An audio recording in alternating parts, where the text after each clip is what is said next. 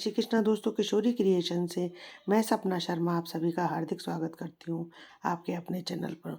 दोस्तों, आज के वीडियो में मैं कार्तिक मास महात्म्य के 25वें दिन की कथा लेकर के आई हूँ। इससे पहले के 24 अध्याय के वीडियो जो है मैंने मेरे चैनल पर डाले हुए हैं, आप उनको मेरे चैनल पर जाकर देख भी सकते हैं और श्रवण भी कर सकते हैं।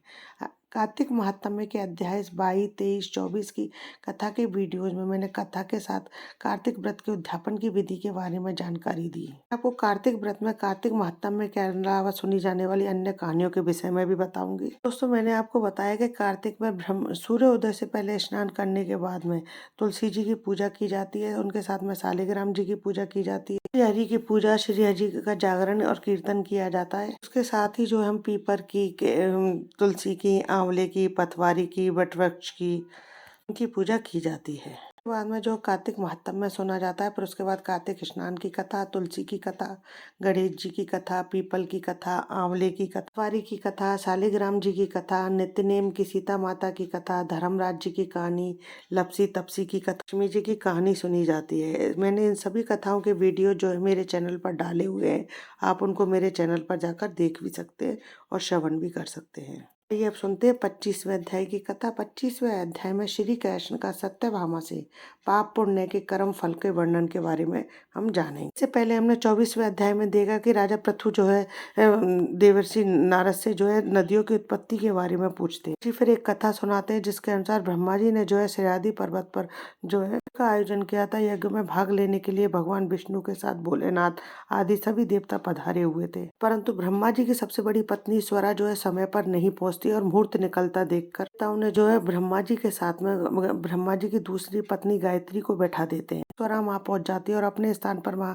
गायत्री जी को बैठा देख करके क्रोधित होकर के नदी होने का श्राप दे देती है। माँ गायत्री को भी गुस्सा आ जाता है, भी जो है स्वरा को नदी बन जाने का श्राप दे देती है। श्राप के कारण विष्णु भगवान जो है कृष्णा नदी बनते हैं, भोलेनाथ शिववेणी नदी बनते, माँ जी जो है काकुंदी नदी बनते हैं। भी देवता भी जो अलग अलग नदी बनकर बहने लगते हैं। की ओर जो नदियां बहती है वे सब देवताओं के अंश से उत्पन्न हुई होती है और पश्चिम की ओर जो नदियां बहती हैं वे सब देवताओं की पत्नियों के अंश से उत्पन्न हुई हैं। अब आगे का वृत्तांत जो हम 25वें अध्याय में जानते हैं। श्री कृष्ण सत्यभामा से बोले, हे प्यारी। इस प्रकार उनकी वाणी सुनकर प्रसन्न मन होकर राजा पृथु ने नारद जी को यथाविधि पूजन करके आदर पूर्वक विदा किया। श्री कृष्ण आगे बोले, माघ, कार्तिक और एकादशी के ये तीनों व्रत मुझको बहुत प्यारे हैं। तिथियों में तुलसी, मासों में कार्तिक, तिथियों में एकादशी, धर्म क्षेत्रों में द्वारकापुरी मुझको बहुत प्यारी है।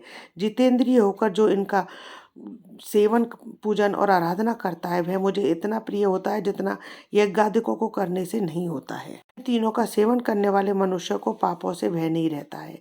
मेरे अनुग्रह से उनके पाप दूर हो जाते हैं। सत्यभामा बोली, हे नाथ, आपने जो कहा कि दूसरों के दिए गए आधे पुण्य से कला तर गई, तो ये आश्चर्य की बात है। कार्तिक मास का ऐसा क्या प्रभाव है जो आपको इतना प्रसन्न करने वाला है? जो पति से वैर करने वाली स्त्री कला भी कार्तिक के स्नान के पुण्य के प्रभाव से तर गई। कृष्ण भगवान बोले, हे नाथ, दूसरों को किया हुआ पुण्य उसके देने से मिल जाता है या बिना दिए हुए भी मिल जाता है, सो आप कहो। श्री कृष्ण बोले, हे प्रिय, बिना दिए हुए पुण्य और पाप मनुष्य को जिस कर्म से मिलते हैं तो तुम उसे सुनो। त्रियुग, त्रेता और द्वापर में देश, गांव और किया हुआ पुण्य पाप मिलता है, परंतु कलयुग में जो जैसा करता है वैसा ही पाप और पुण्य का फल भोगता है। संसर्ग करने पर जैसे पाप पुण्य दूसरों को मिलते हैं तो तुम उसे सुनो। बैठने से, विचार करने से, विवाह संबंध से, एक पात्र में खाने से मनुष्य को पाप पुण्य का आधा आधा फल प्राप्त होता है।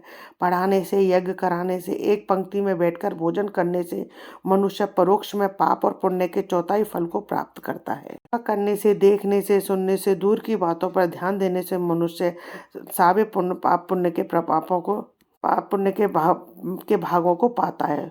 दूसरों को ना चुगली और धिक्कार देने से मनुष्य उसके पापों को कर अपना पुण्य खो देता है। स्त्री, नौकर और शिष्य, इनको छोड़कर जो मनुष्य पाप पुण्य करता है, ऐसा करता हुआ सेवा करता है और उसे सेवा के अनुसार जो धन ना दिया जाए तो वह धन उसे पुण्य के रूप में प्राप्त होता है। में बैठकर भोजन करने वाले मनुष्य की पत्तल को जो लांघता है वह उसके पुण्य के छठे अंश को प्राप्त करता है। स्नान या संध्या आदि करते समय मनुष्य दूसरों को छू ले अथवा बात करे तो वह अपने पुण्य कर्म के छठे अंश को दूसरे को दे देता है। स्त्री, नौकर और शिष्य, इनको छोड़कर जो मनुष्य पाप पुण्य करता हुआ सेवा करता है और उसे सेवा के अनुसार जो धन न दिया जाए तो वह धन उसे पुण्य के रूप में प्राप्त होता है। एक पंक्ति में बैठाकर भोजन करने वाले मनुष्य की पत्तल को जो लांघता है वह उसके पुण्य के छठे अंश को प्राप्त करता है। स्नान या संध्या आदि करते समय जो मनुष्य दूसरों को छू ले अथवा करे तो वह अपने पुण्य कर्म के छठे अंश को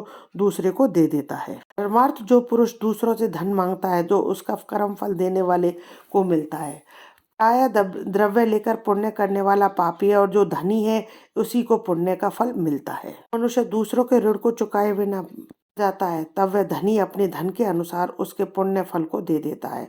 जो आदमी शिक्षा देता है, सलाह देता है, कार्य को सामग्री देता है, प्रेरणा देता है, वह भी उसके छोटे अंश को प्राप्त करता है। जैसे प्रजा के पुण्य पाप के छठे अंश को राजा हरता है, उसी तरह से शिष्य का गुरु, स्त्री का पति, पुत्र का पिता हरता है। पति के अनुकूल रहने वाली, उसके मन का प्रसन्न करने वाली स्त्री पति के पुण्य का आधा भाग ले लेती है। पुण्यात्मा पुरुष दूसरों के हाथ से दान करता है तो करने वाला भी नौकर और पुत्र को छोड़कर छठे अंश को प्राप्त करता है। जीव का देने वाला भी खाने वाले के पुण्य के छठे अंश को पाता है। बदले में वह उससे सेवा ले लेता है तो कुछ भी नहीं पाता और सेवा ना कराए तो ऐसे बिना दिए इकट्ठे पुण्य भी मनुष्य को मिलते हैं। इसी प्रकार कलयुग में भी मनुष्य को अपने किए गए पुण्य का फल भोगना पड़ता है, परंतु कलयुग में यह नियम नहीं है। पाप और पुण्य को भोगने वाला स्वयं करता ही होता है।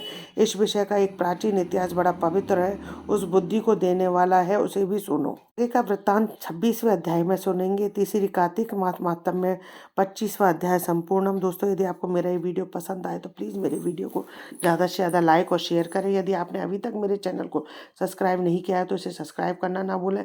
पास ही में बेल आइकन को दबाएं जिससे मेरे आने वाले हर नए वीडियो का नोटिफिकेशन आपको मिल जाए। जय श्री कृष्णा दोस्तों।